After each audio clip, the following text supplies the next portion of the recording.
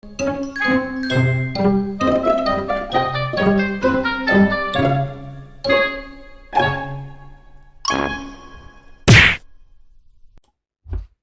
everybody and welcome back to the Tabletop Temple where we paint, we play, and we pray to the dice gods. Today's video is going to be the start of a new miniature paint series, and it is going to be the Unmatched Adventures Teenage Mutant Ninja Turtles. Really excited about this one. I'm actually painting it for a buddy of mine who lives in the same town as me, and figured why not show it off how to paint it while I was at it. Kill two birds with one stone. So, without further ado, let's go to the table, sit back, relax, and enjoy. Alright, so to kick this party off, I'm actually going to be painting my favorite Ninja Turtle, which is Donatello. And all of the turtles in any media, and this board game is no exception, they all have these different shades of skin. A couple of them, one of them's lighter, one of them's a little bit darker. Donatello is no exception to this rule, and his skin is more of this yellowish green olive kind of look. So I tried my best to figure out what colors should I pick for this. And I figured the best way to showcase and show off his skin and paint it is to go with more of a vibrant base coat, and that is why I am using Shamrock Green to start with. You'll see the effects of me shading and then doing a little bit of highlighting to his skin a little later on to really bring out that olive-ish kind of skin color. But yes, start off by painting his arms, his legs, his face, etc. Shamrock Green.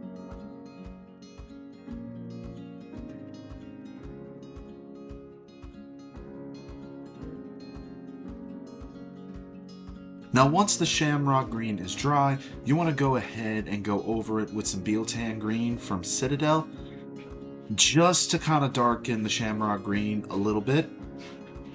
It's going to make the yellowish green color I'm going to bring out in highlights pop much more using the Bealtan. So, on to the next color. And that color for the highlight is going to be Ogren Camo mixed with the Bealtan. I decided to do that because I didn't want it to be too bright. The Bealtan really kind of brings it down. Mix it, just do about a 1.5 to 1 ratio. So go ahead and do like the best you can. Add a little bit more of the Ogren Camo, but then just touch it with the Bealtan, and you want to get over all of the raised edges with that, all over the muscles, his face, etc. As far as blending it goes, if you dilute it down with just a little bit of water and kind of feather it from a spot outward, my camera isn't really exactly too best at capturing that, and I apologize. It's a technique I've learned a long time ago on how to do highlights and blending. It's called feathering. It's probably, next to wet blending, the easiest way that I could blend using normal paints. But yes, Ogren Camo, about a 1.5 to 1 ratio with Bealtan. So, that being said, on to the next color. Moving on to Donatello's chest and stomach, I've decided to go with a 1-to-1 ratio of Imperial Fist from Citadel and Bony Matter from Army Painter. If you look at all of their artwork, it's like a yellowish, tannish kind of color, and there's probably one out there that I don't necessarily need to mix colors to achieve, but I had to use what I had on hand, so that is probably the best way that I could get it. So, and I'm really satisfied with the results, as you'll see in a second. So, yes, 1-to-1 ratio of Imperial Fist and Bony Matter.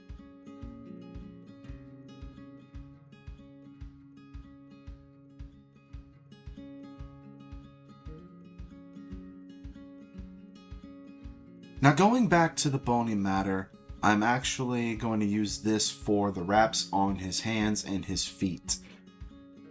I also want to take a moment to point out, if you hadn't noticed, I'm actually using a bit of mixture of techniques here, and that's a little bit of regular painting, highlights, and speed painting. I want Donatello to look as good as possible, but I also want to try to get it to my friend's table as also quick as possible. So that's why I'm using such a mixture of techniques. And a lot of the colors you see in this video series, at least for the turtles, are gonna be similar in color. So like you're gonna see the Imperial Fist with the bony matter for their chests, the bony matter in general for the wraps on their hands. The biggest difference is gonna be a bit of their skin colors, because like I mentioned, they all have different skin tones, and obviously their colors, you know, the orange, red, blue, and purple. That being said, on to the next color.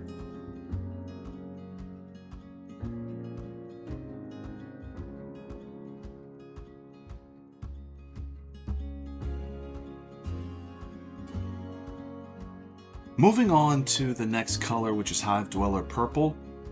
You all know what this color is going to be used for, so should I really even explain it? Ah, I will anyway. Yeah, go over his knee pads, his elbow pads rather, I could talk today, and his bandana as well. There's a little bit of his bandana not necessarily sticking out on the side, it's actually sticking out on his turtle shell in the back. So make sure you see that, because when you prime it white, I didn't really see it at first. So yeah, make sure you don't make that mistake that I did. And I'm also going to be highlighting this one with another color as well, as you'll see in a second. But this is serving as the base coat for his arm pads, his knee pads, and his bandana.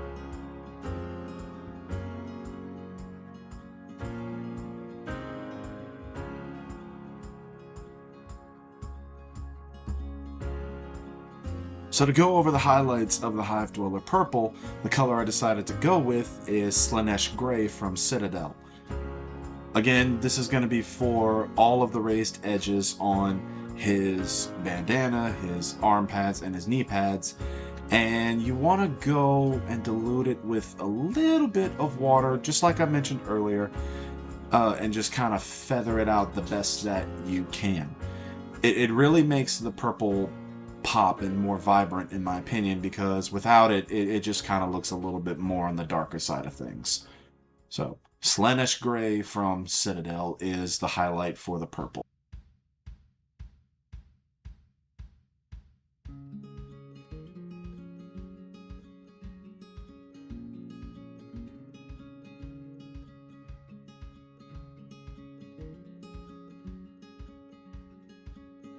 Now the next color is going to be for his turtle shell in the back.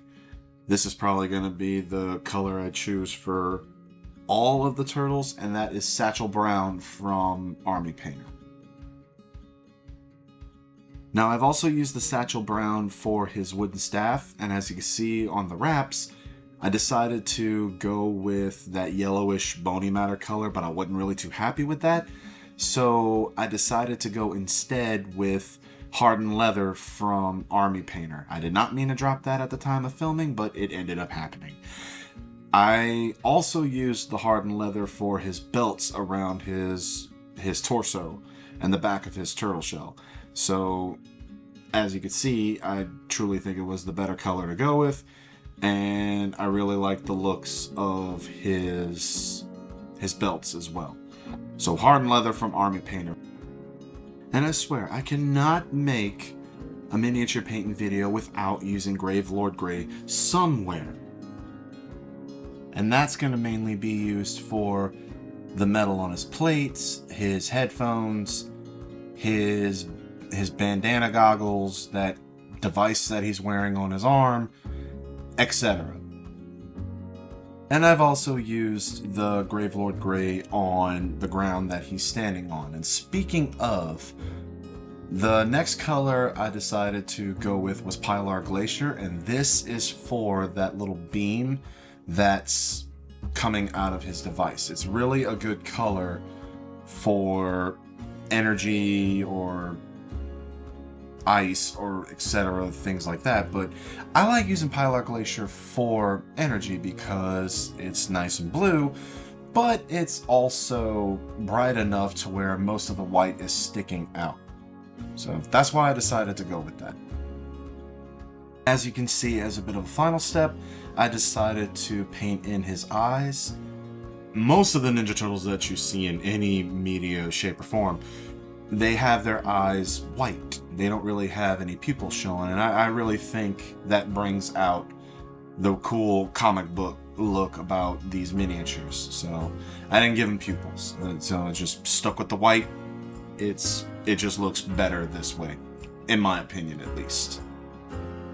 Now what's really cool about this paint method is that you could use it for the alternative model that comes with the game. I'm not sure if it comes with every single copy, but in my particular case, in my buddy's case, it has alternative models, so really cool. And there's a few key differences, but same paint method could be used. But that is going to be it for today's video, everybody. If you like it, please drop a like on it, leave a comment, and subscribe to the channel if you have not done so already. But as always, I'm your friendly neighborhood guru, and I will see you on the next Tabletop Temple. Goodbye, my friends.